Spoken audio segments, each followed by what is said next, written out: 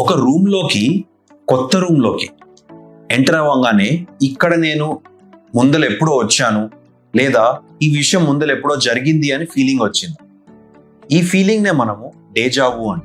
నా పేరు డాక్టర్ రవీష్ సుంకర. నేను న్యూరోసర్జన్ ఎరీట్ హాస్పిటల్స్ హైదరాబాద్లో ప్రాక్టీస్ చేస్తున్నాను. ఇవాళ మనము డేజావు అనే ఫీలింగ్ గురించి మాట్లాడుకుందాం. డేజావు అనేది ఒక ఫ్రెంచ్ వర్డ్. ఫ్రెంచ్లో దీని అర్థం ఆల్రెడీ సీన్ అని, అంటే ముందలు ఎప్పుడో చూసాము అని. ఇది బ్రెయిన్లో ఒక సింపుల్ యాక్టివిటీ, ఎస్పెషలీ టీనేజర్స్లో ఎక్కువ అవుతా ఉంటుంది.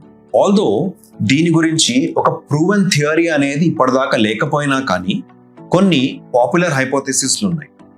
దాంట్లో మోస్ట్ పాపులర్ హైపోథెసిస్ వచ్చేసి మెమరీ ప్రాసెసింగ్ ఎర్రర్ హైపోథెసిస్. మన బ్రెయిన్లో మెమరీ ఫంక్షన్ని కంట్రోల్ చేస్తానికి 2 మెయిన్ యాక్టివిటీస్ ఉంటాయి.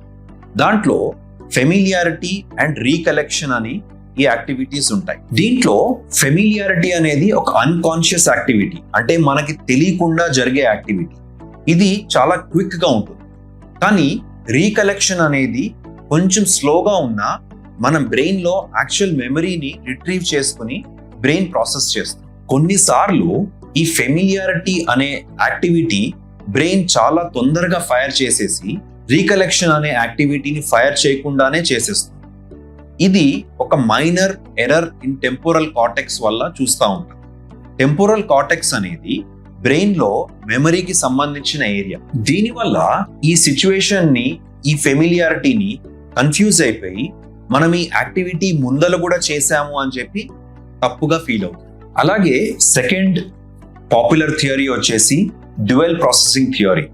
ఈ డ్యూయల్ ప్రాసెసింగ్ థియరీ ఏంటంటే ఈ 2 యాక్టివిటీస్ ని బ్రెయిన్ అనేది సైమల్టేనియస్ గా చేయకుండా ఒక డిలేడ్ రెస్పాన్స్ గా చేస్తుంది. ఇంట్రెస్టింగ్ గా ఒక ఫ్యాక్ట్ ఏంటంటే ఈ డేజావు అనే ఫీలింగ్ చాలాసార్లు టెంపోరల్ లోబ్ ఎపిలెప్సీలో కూడా ఒక ఆరా సైన్ గా వస్తుంది. సో మీకు కానీ మీకు తెలిసిన వాళ్ళు కానీ ఎవరికైనా ఈ డేజావు అనే ఫీలింగ్ చాలా ఎక్కువ సార్లు వస్తూ ఉంటే వాళ్ళని తప్పకుండా ఒక చెకప్ కి డాక్టర్ దగ్గరికి తీసుకెళ్ళండి. ఇన్ఫాక్ట్ ఒక healthy memory system in the brain కి ఒక ఇండికేషన్. సో నెక్స్ట్ టైం మీకు ఈ డేజావు అనే ఫీలింగ్ వచ్చినప్పుడు పెద్దగా ఆలోచించకుండా ఆ ఫీలింగ్ ని ఎంజాయ్ చేయండి. ఇలాంటి మరిన్ని బ్రెయిన్ రిలేటెడ్ వీడియోస్ గురించి మా ఛానల్ని తప్పకుండా సబ్స్క్రైబ్ చేయండి.